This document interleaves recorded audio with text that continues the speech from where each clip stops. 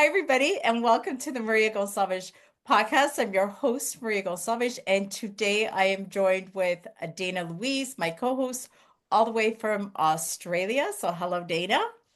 Hello, everyone. Lovely to be here again and really looking forward to having a chat with our guest today.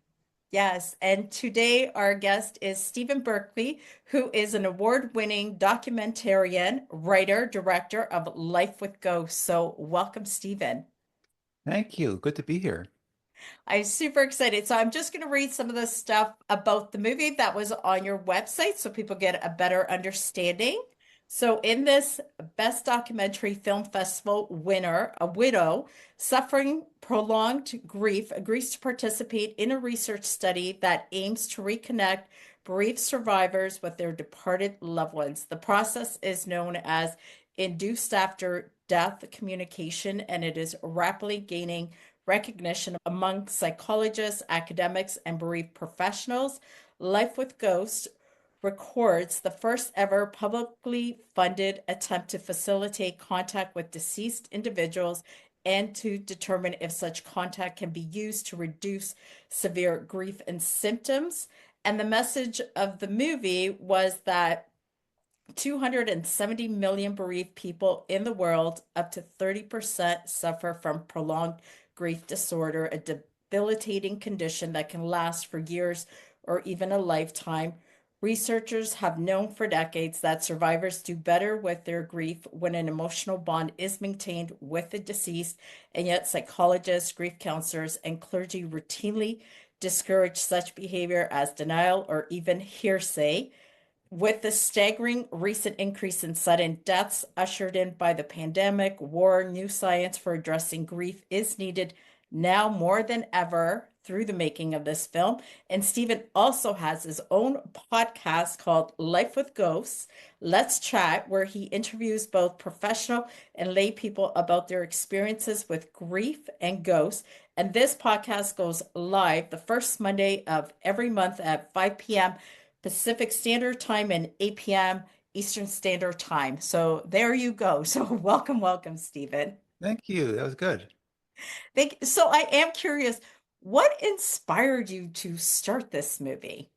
My dad died. I Yeah, think almost everybody who enters this space has experienced a death. And in my yeah, case, it was my dad. And my mom completely fell apart. yeah, And my siblings and I flew down to Florida to take care of things, arrange for the funeral, and take care of my mother. My mother was in such despondent grief that, I mean, everybody's in terrible grief when they lose a spouse, pretty yeah, much. But hers was, it felt different to us. None of us had been acquainted with anything like complicated grief. I didn't know what that was until I started doing research on it. But the traditional remedies like support groups, grief counseling, religious services, none of those had any impact on my mother. And myself and my siblings were starting to get a little worried because eventually, we needed to get back to our own families out of state. yeah. But we couldn't leave my mother in this condition. And I started researching. But while I'm researching, a cute little old lady neighbor came by and came into the house and said to my mother, Irene, we don't talk about this a whole lot, but I do something to help me with my grief regarding my late husband. I write to him. I write to him every night at the same time. It makes me feel closer to him. It's really something you should try. And she leans in real close to my mother and says, and Harold, he writes back to me. I love it. So my family members were not really sure what to make of this. My mother was actually pretty offended because she had just lost her husband. She didn't want to hear anything about this afterlife hocus pocus stuff. That wasn't her bag. I was titillated by Ethel. I was thrilled with her. I didn't know it. I assumed she was schizophrenic, but I didn't care. I thought what she was doing was really interesting. I ended up following her over to her house where she showed me a stack of yellow legal pads. And she said, you see those yellow legal pads over there, Sonny? Those are conversations between me and my late husband over a 12-year period via automatic writing. And I was like, wow. I still assumed Ethel had some kind of insanity, but I was really interested in what she was doing. And I spoke to her for several hours at that point.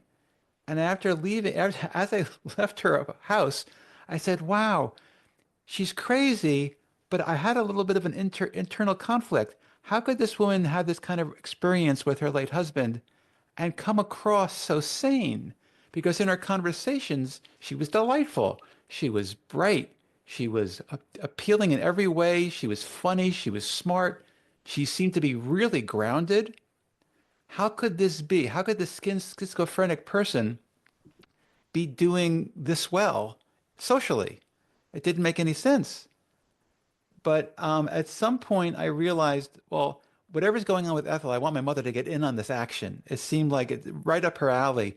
But the only way I could justify staying in Florida, taking care of my mother, and also enjoying Ethel and helping Ethel like rub off on my mother, the only way I could do that is if I make a film and I have a working reason to be in Florida and showcasing or juxtaposing these two widows and making a cute little story.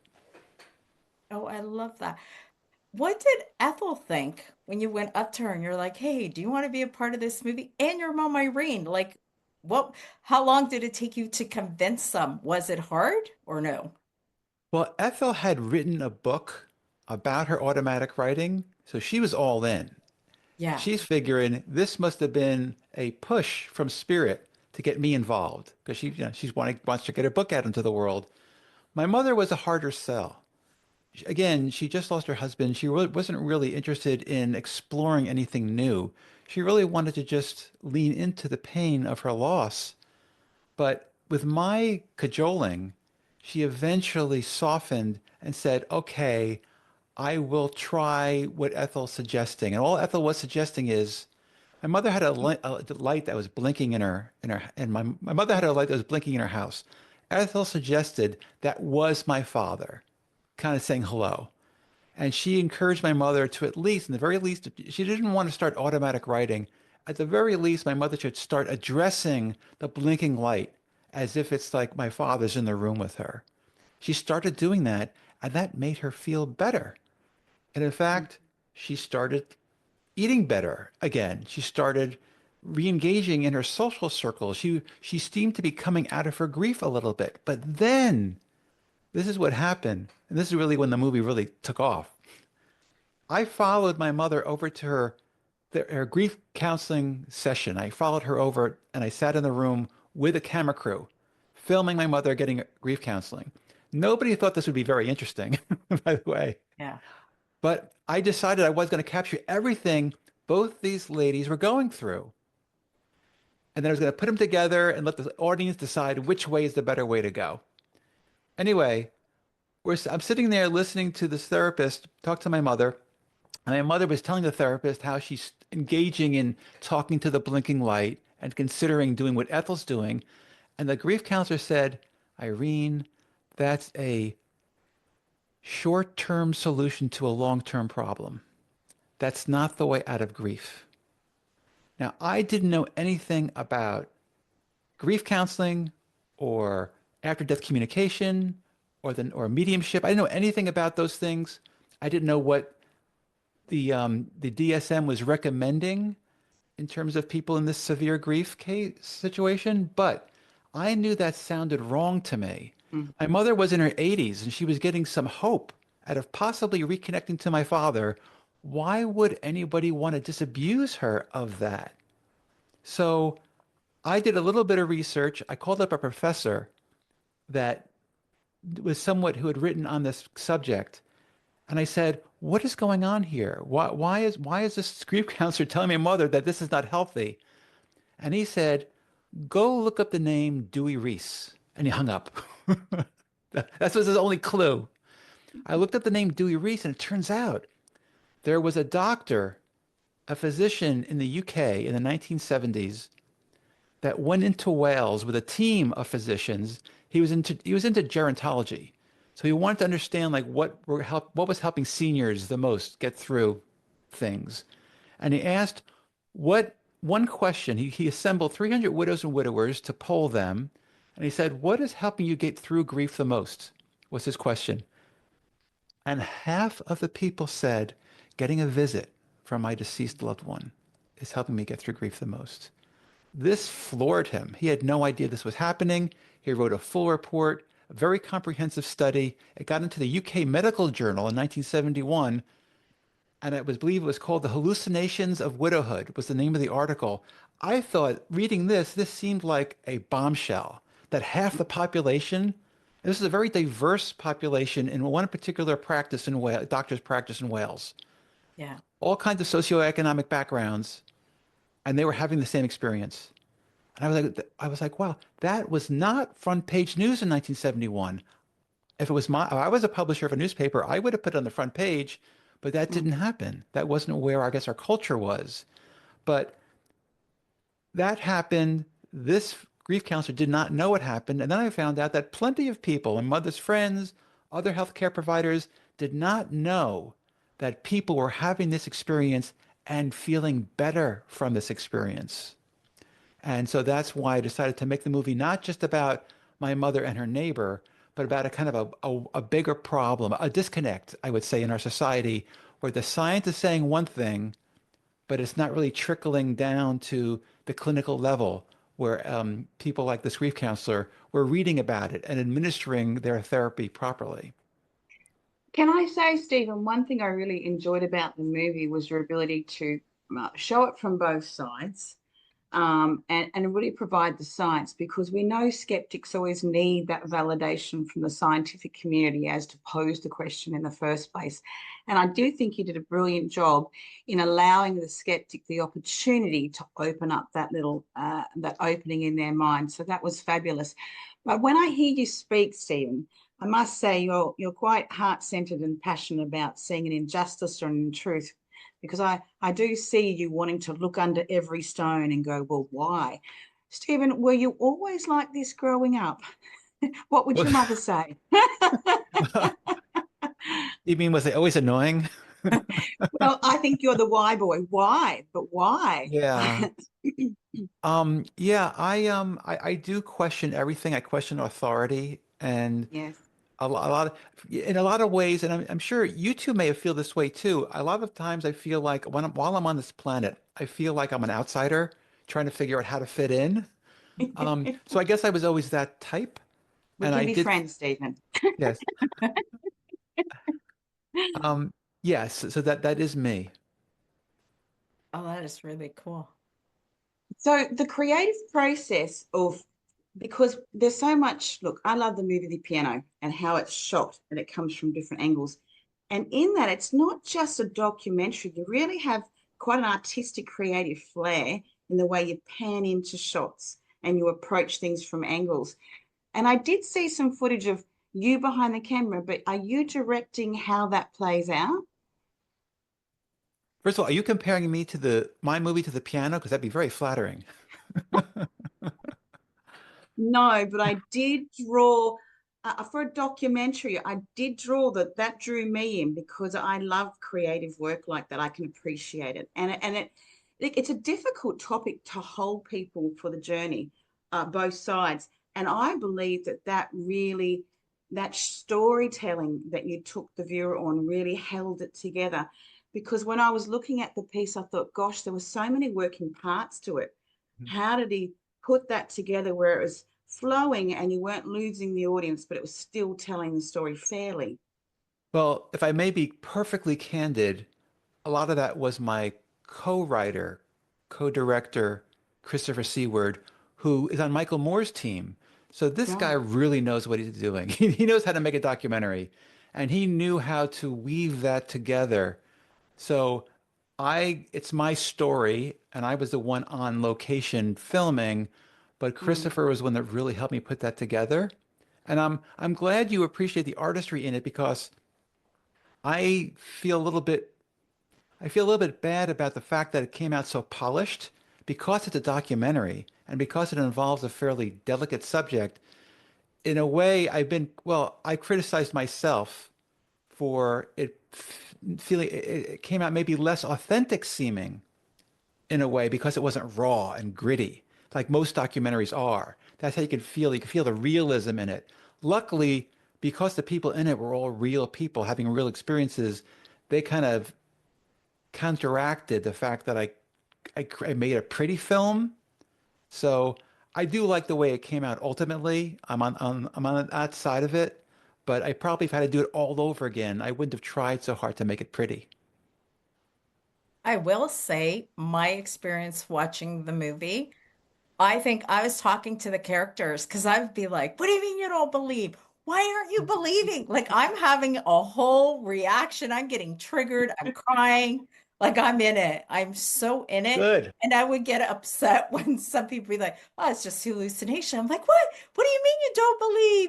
And then you have another family. So you have Karen, who's struggling with the grief of her husband, Kevin. And when you guys talked to her about doing that study at the university, and her daughter's having that conversation, like, well, I don't know. And then the mom's like, well, I only believe if I see. And I'm like, what do you mean? Why are you believe? So I was like really in it, Stephen. I think it was a fantastic Oh, movie. good. And you get drawn in. Like I know I was drawn in. I couldn't put it down. I'm just like, now what's going to happen? Now what's this expert going to say? Why don't they all believe? So yeah, I Great. had that experience. So I'm curious with Karen and how she had the complicated grief. How'd you convince her to be a part of the movie? Mm. That's a good question. Thank you. Um, in retrospect, I was very sneaky. I didn't realize I was being sneaky initially. I just asked her for an interview because I was interviewing everyone connected to my mother, everyone in my mother's community, and Karen is my mother's neighbor's estranged daughter-in-law. And I figure, okay, let's interview her too because she's a little bit younger, she's got kids. Let's get a different perspective because all the other widows were older and were empty nesters. So it just turned out that Karen was really had a compelling story and she was not a believer. So Yeah. to me, it made sense to include her. And I only asked her for an interview, but I got what I got. And then I consulted with my partner, Christopher, who said, you know what? I think Karen, it's her story. She's your protagonist. So I went back to Karen and I made it sound like I went back to her a few times and said, you know, we're going to choose someone to take this story a little bit further. We're interviewing a lot of people. I made her sound like she was basically in a very large group of people to consider to be the protagonist for the film, knowing that she probably would be ultimately be the star of the film. Yeah. And I kind of buttered her up a little bit. And I said, I said, Karen, it turns out the editor, my editor and my co-director, he's got a crush on you. He wants you to be the protagonist. And she was flattered, but she really wasn't into investing herself in a film. She's shy. She's not, she never looked to be like an advocate or a spokesperson for therapy, but her daughter was on my Mm. side. Her Mm. daughter knew that Karen needed something to push her in a better direction because she had been stuck in grief for 12 years at the time. And her Mm. daughter was like, if you can get my mother more involved in this and you can get her some therapy, I will help you. So I made her daughter kind of like a mole in that her daughter helped me set up things. Like, for instance, there's a scene where the daughter needs to convince her mother that she should really try this very radical therapy at this university, right?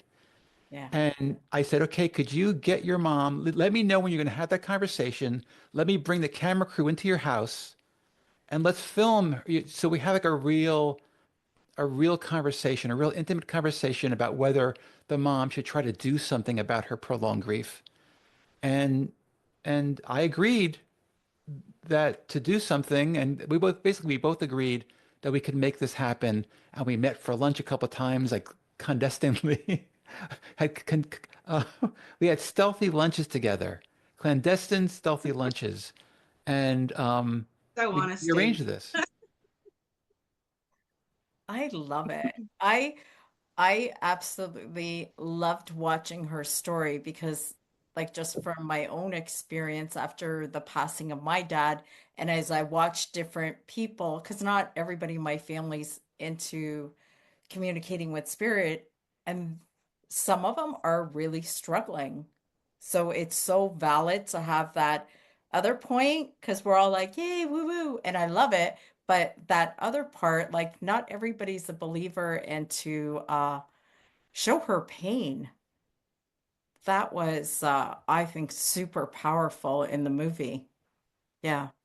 You know, was And I, I'm sorry. I want sorry, to let Dana say what she's going to say, but I want to try to remember what no, I'm. go, Steve. I should go first. Yes. Okay. I think that was a big learning experience for me that someone could feel so attached to their pain, as if their pain is kind of a surrogate for the love they have for their spouse.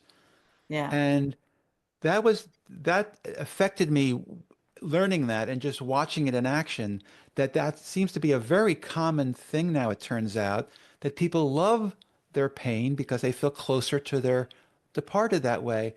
And that was a real wake-up call for me. Because at first I was like thinking, oh, Karen's got real issues. She really needs psychological help. But it's a common, understandable thing. It Mm, is. And I will say this, because I met a medium and she was sharing her story, and she's very spiritual, believes in the other side, but she was struggling to get out of bed for almost a year. She couldn't get out. So it's not just if you're a medium, you don't experience this. Right. Everybody experiences that, Yeah. which I was surprised to find out, to be quite honest. Yeah. Dana, we don't, I want to forget, I want you to forget what you're going to Oh, look, say. my mind's gone in every other direction now. You've got to catch me in the moment, Stephen. It jumps everywhere because that was probably one of my profound takeaways from that is that, as a medium, we bridge the gap between this world and the next. But someone who's in that grief experience creates their own avatar. They create their own felt emotion that brings back the memory and the story of their loved one. And it's mediumship turned on its head as such, but they are recreating that. But keeping them locked in that experience and that loop effect by if you're going around and around.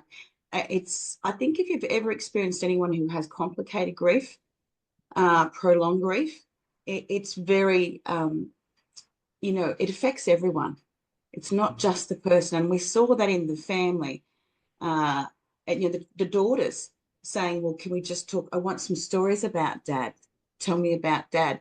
But she felt she had ownership of the stories because it was all she had left of him Hmm. to bridge that gap. Uh, and Stephen, if I can just ask a little personal question, because I know you're quite honest and upfront with your story.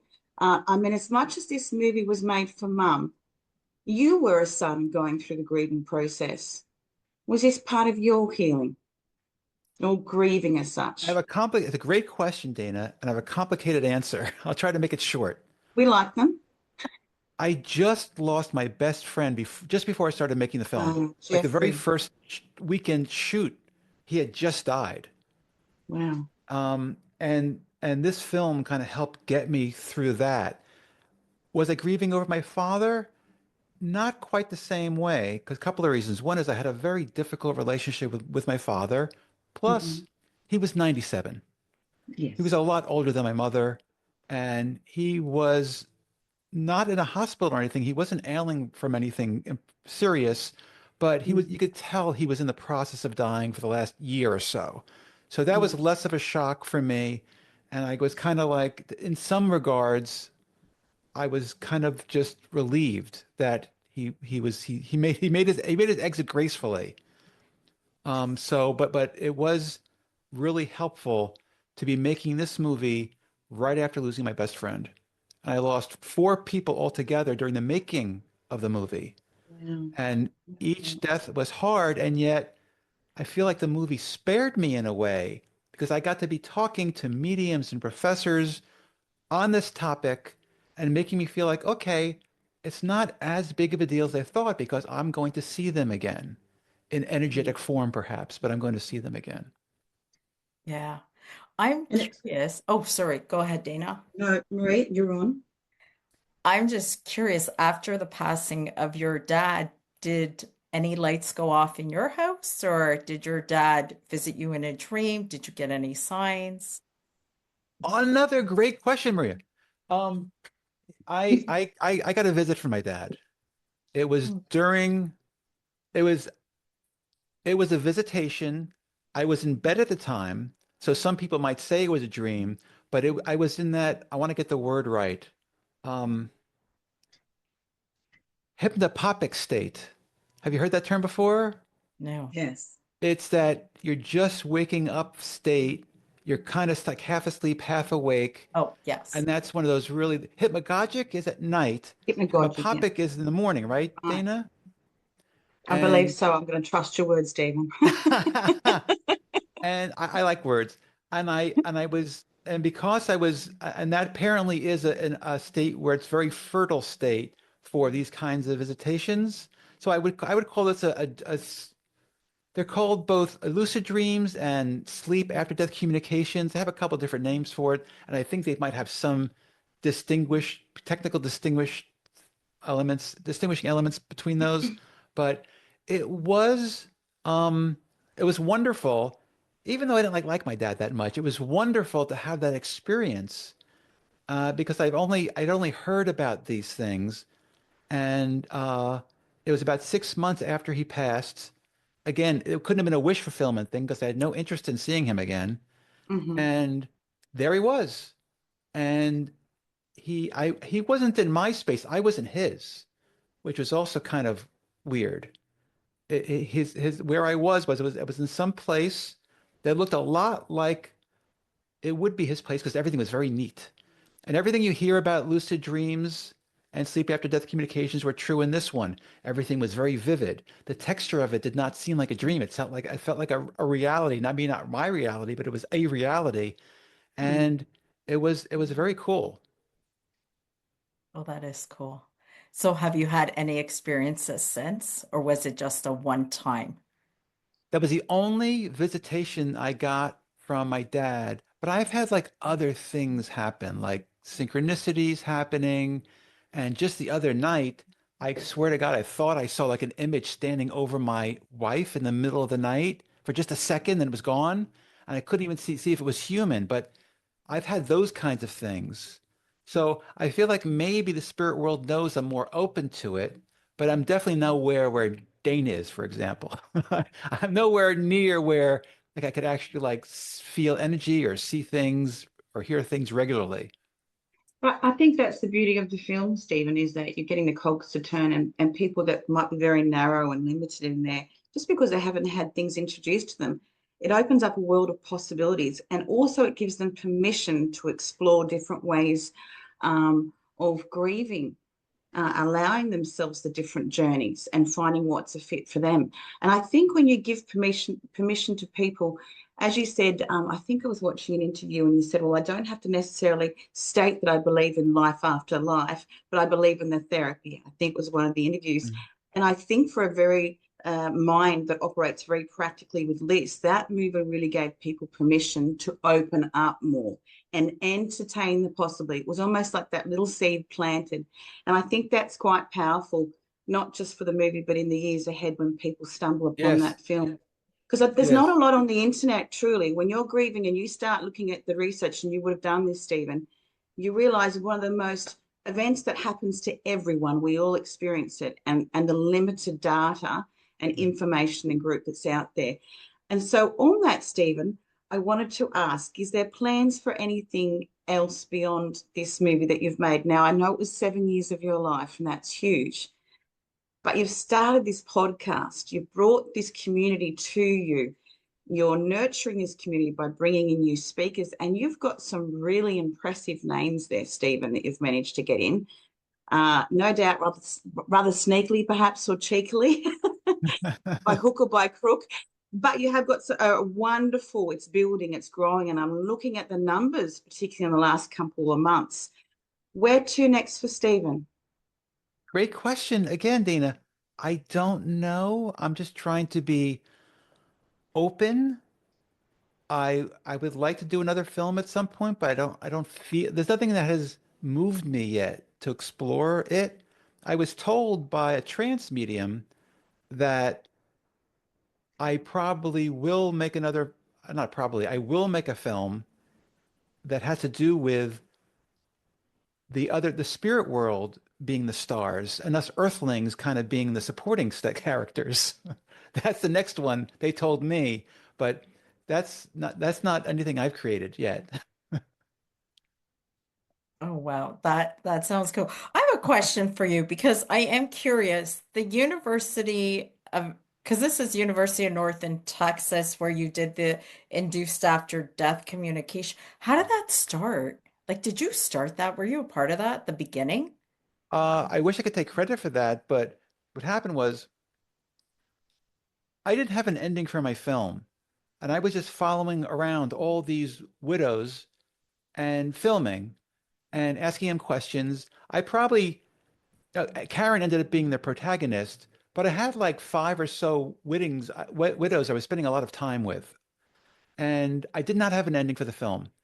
And Karen's daughter, when she cornered me and said, you know, let me help you make this film, and I'll help you get really good scenes with my mother.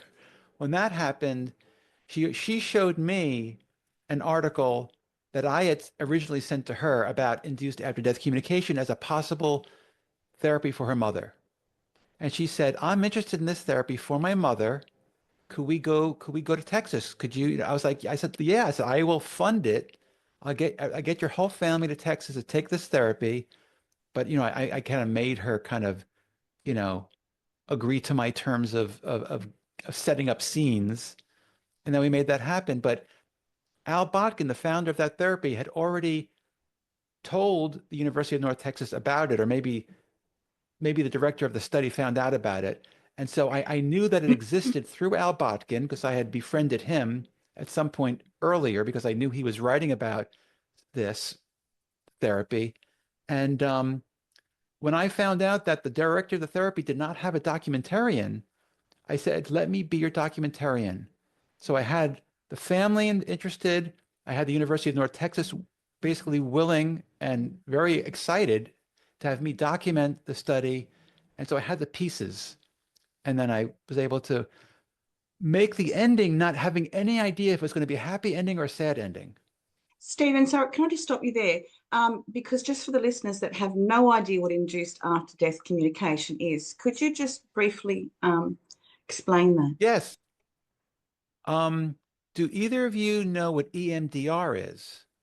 Have you heard of that therapy? Yes, yes. Okay, so you have Dana, Marie, you have not. So I'm going to tell you Okay. and your audience what it is. I've watched the movie. So Yes. EMDR stands for eye movement and desensitization and processing. Is that it? Wait, EMDR, eye movement desensitization reprocessing.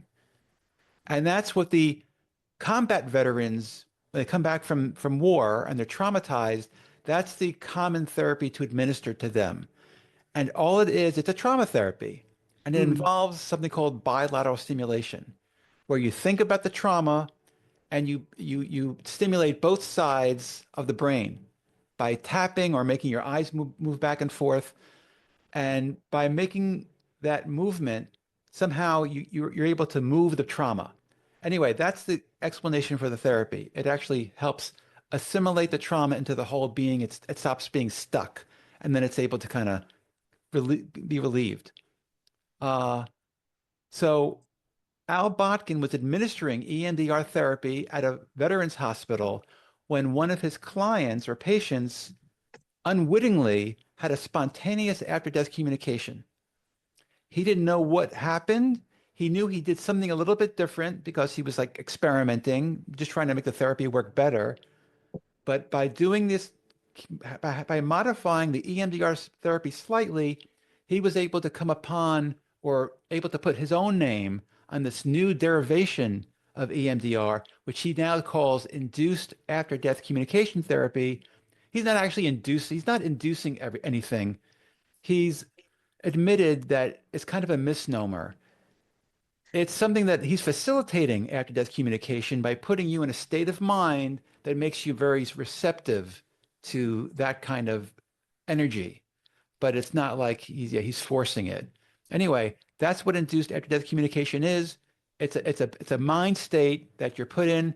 It's non-invasive. There's no drugs involved. It just involves that bilateral stimulation and having a psychologist or a counselor get you to lean into the saddest part of your loss Yeah. because you're focusing not on the trauma, which EMDR focuses on, you're focusing on the sadness.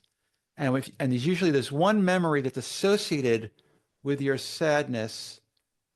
They call it the core sadness. It's the sadness that's most associated with your loss that gets you down the most, and you end up kind of spending a lot of time cycling over.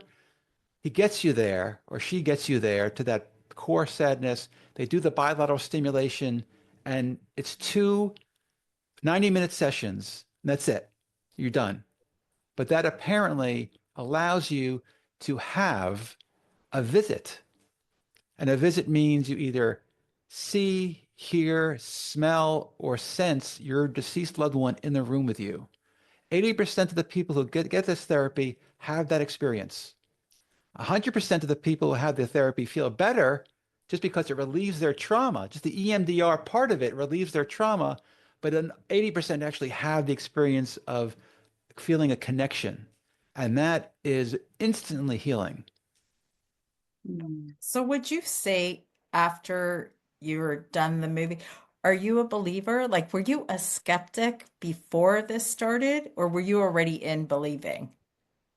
I would call myself a very open-minded, logical person. Okay. Like I'm definitely a left-brained. I analyze everything. And so I would say I'm a tough sell. But that said, I'm open-minded and I loved Casper the Friendly Ghost. That was my favorite cartoon as a kid. And it just felt like there must be something more. I mean, existence just seems silly if this was it. It just seemed like there had to be something else. So I had that mindset, but I wouldn't admit that at cocktail parties. Yeah. But after doing this research and meeting people and understanding that there's some really smart people that are very invested in making this information mainstream, I felt a lot better about coming out of the closet. Yeah. I love the way the way you did the documentary, because you have like Dr. Joe Dispenza on it. You have different scientists, clergy people. Like it's very broad, so it gives you a lot of food for thought. It's like, oh, I never thought of this. Oh, I never thought of this. So it's got a lot of perspective. I am curious, for people that are on their grieving journey, what would you recommend they do first? Well, I love, Maria, that you asked me that question because it makes me feel like I'm smart enough to give you a good answer. I should say watch the movie. Watch the movie. It's an excellent movie. Yes. Well, it's funny because I'm gonna do now boast to you for a moment Yeah. because the Graham Maxey was the lead therapist in the film, and he had a patient call him up and left a message for him, and he couldn't see the patient right away. This was going to be a new client. He couldn't see her right away, and he got the feeling like she was suicidal, like she was about to check out. She was so despondent. And he called me and said, "Can I show her your movie?" It wasn't public yet, the movie. Only the cast has seen it at this point. Let me show the movie to this person. And I said, "Sure, of course." And then he called me like a couple of days later and said, "You know what, buddy? I think you saved her life because seeing the movie gave her that glimmer of hope she needed." So I'm not going to say I'm going to take your compliment that she said she should see that somebody who's in grief should see the movie. I'm going to take it because it does work. But in all seriousness, of course, everybody's different, and I think from what I know now, from what I've learned, I think people should spend a lot of time leaning into the pain before they start to try to heal. Let them really feel the depth of that emotion. And I think most of the counselors I've spoken to would echo that Yeah. because it's important. It's an important part of the process to get as deep and to touch it as to go as far down into the depths as you can. But there's going to come a point, I don't know what the time horizon should be, but there's some people will start to get drunk off their grief. They enjoy it a little bit too much and they get stuck there for a while. I have one friend of mine who's now a medium, but when she lost her love of her life, She said she was drinking her grieferitas, she called them. It was like she was getting drunk off her grief and she was indulging herself in grief. And I understand why people need to do that for a bit. But there's a point where if you want to start to connect, if you want to actually reach through the veil, you can't be so loud with your grief that they can't come through. Dana, would you agree with that? Oh, absolutely. So if you're seeing someone for a reading and they're really in deep states of grief, sometimes, it may have to be that they have to wait a while to come back and see it because they're not going to take on board or process what's coming to them.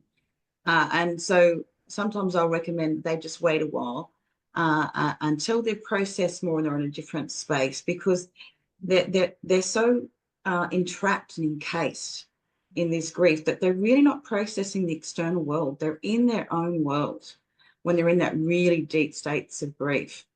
And a good mediumship reading can reach some people sometimes, but not always. Sometimes there is that very real human process that needs to take place. Mm, very much so. Maria, did you have a question of Stephen? I just want to say thank you to Stephen for being here with us. And I would highly recommend anybody that is going through the grief journey, whatever stage you are at, to know you're not alone, because that's the one thing I took away from this documentary that you created, because you do show different perspectives and you show people going through their grieving process differently. Like you have the mom with her two daughters, then you have your mom, then you have her friend, Ethel, who's channeling, and everybody's doing it different, and it's okay. And I found that so comforting that there is no right or wrong way to do it. You just do what feels right. And the documentary allows people, it gives us permission um, to look at it and observe everybody's like story, and then to also think about it for yourself. Be like, okay, what feels right for me? Like, do I want to go channel? Do I want to try this study at the university? And there's so many deep conversations. So I highly recommend anybody that is going through this, or share this movie, this documentary with your friends, because I found it super healing. And I was involved in the movie. I got emotional and I love that. And Dana? And Stephen, didn't you say you had an offer for our listeners Yes. regarding the movie? Yes. Would Yeah, you so like to talk about that? where you go to watch it, and right now it's only streaming from my website. I don't know if or when it'll ever be seen anywhere else, but right now you can only get it at my website, and that's lifewithghosts.com. That's the name of the movie, that's the name of the website. And Yeah. when you go there, for your listeners, there's a coupon code, and the coupon code is HEAL 40, HEAL 40, the number 40. And that'll give you 40%. Your listeners will get 40% off the price of the admission. That's fabulous. But you've also got on your podcast, you've got your podcast that's been running, and one of the guests that you had, Cheryl, she's a professor and medium herself, having lost her husband. Right. She's actually coming on now, and you've organized some classes where people can learn to Right. not necessarily be a medium and hang that name above their door, but she gives access to the average person and teaches them and trains their Right. mind to open up to make contact. Did you want to share with the listeners what you have on offer at the moment in the Yes. class? Cheryl and I have become friends. She was just a podcast guest. We became friendly, and she was complaining to me that too many mediums were teaching how to become mediums instead of what most people really want, which is just how to connect to their deceased loved one. Just that one or one person. And so she's wanted to be able to offer a very like economical way for people to do that, not to necessarily enroll in a class that costs hundreds of dollars, but just have a very inexpensive introduction to it at least. So she and I decided to just have like a bunch of sessions. They're only $20 a piece, and you could get those also at lifewithghosts.com under the tab school. And you'll see the different, right now, they're live classes. About 250 people are showing up to them. But you could also, if you can't go live, you could also catch the replay. But anyway, it's a very economical way to learn mediumship. And I can attest, I've attended one of those classes, Stephen. Well, a couple actually, one live. And they are fabulous. And even for those, and the majority of people were moving through grief, and I was probably one of the few working mediums that was on there. But I will say to the listeners, even that are training in mediumship, it is a fabulous class to do because it's almost like you learn the mechanics of mediumship, you go full circle, and then you come back to the freedom of learning to connect in the naturalness of that connection. So it is beneficial for those on the mediumship development training as well, and I would highly recommend. Thank you, Dana. I like that plug. That's all right. You can pay me later. There you go. And we will have all of his links below. They're all clickable. And any last words, Stephen, before we go? Just thank you for both for having me on. You've been delightful hosts. I really appreciate it. And I guess I'll be seeing you. Oh, thanks, Stephen. You've been absolutely fabulous and so generous and honest with your time as well and your journey. Thank you. Thank you. All right. And thanks, Maria, for having me on again. Absolutely. Okay. Goodbye, everybody.